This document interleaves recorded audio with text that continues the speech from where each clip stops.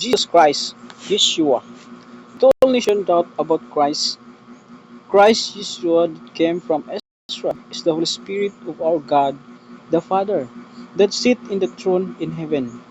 Many of us doubt and many of us were debate who is he. People countries, please read this message and read this in the Bible, the verses that are given in the text. Christ said in John 14:6, I am the way, the truth, and the life. No one cometh unto the Father but by me. In this verse, why Christ said he is the life? Because he is the Spirit of God that gives life. In other words, the Spirit of God is the one who gives life to people, to everything that has life, and the flesh cannot do this. This is clearly stated by Christ in John 6:63. That is why God gave life to us by his own Spirit, and his Spirit is in the flesh, in him called the Son of God, Christ. That's why God gives life through his Son, because his Spirit dwelleth in him. That is why in 1 John 5 verse 11 clearly stated that God gives life by his own Spirit that dwelleth in the flesh, called the Son of God. Why is this happen? Because God in Old Testament speak to his people is indirect speech. He speak people through his prophet, and the time has come that God want to speak his people direct to him and live together with his people based in the prophecy that God want to join his people and preach his word and witness the truth and evil works that done by his own people. This is written in Malachi 3 verse 1 to 5, Zacharias 9 verse 9. The prophecy tell the people of Israel that his king will come to Jerusalem to witness the works of his people. But sad to say that few were believed and most of his people were rejected him. Based in what God said to his prophet, that God declared that he is the Lord thy God and creator of Israel, and he is the king of Israel. That's why in the prophecy, the king will come riding the colt of an ass. Isaiah 43 verse 15, Zacharias 9 verse 9. This is fulfilled in the time of Christ.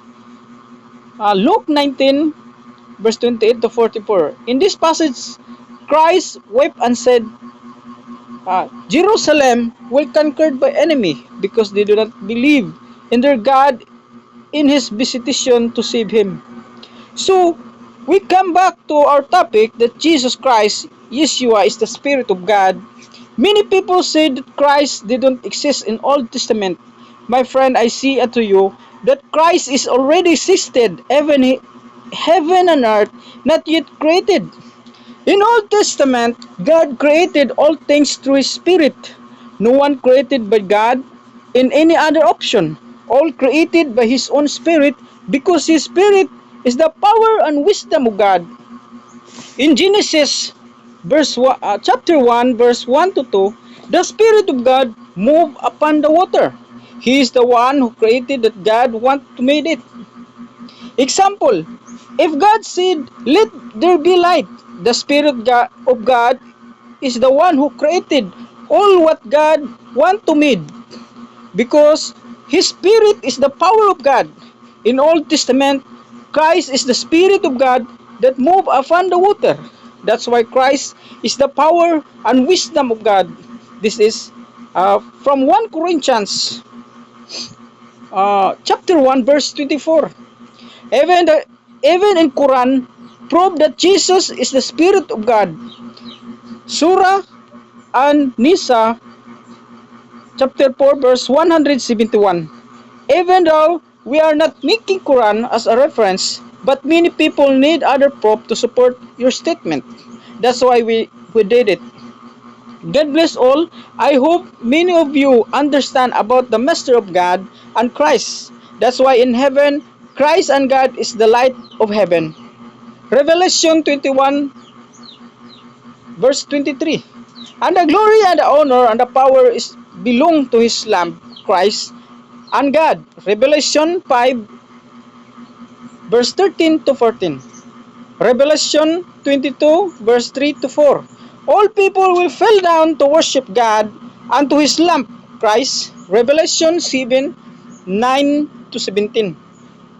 Glory and the honor and power is belong to God and to his Holy Spirit. Thanks for reading. God bless.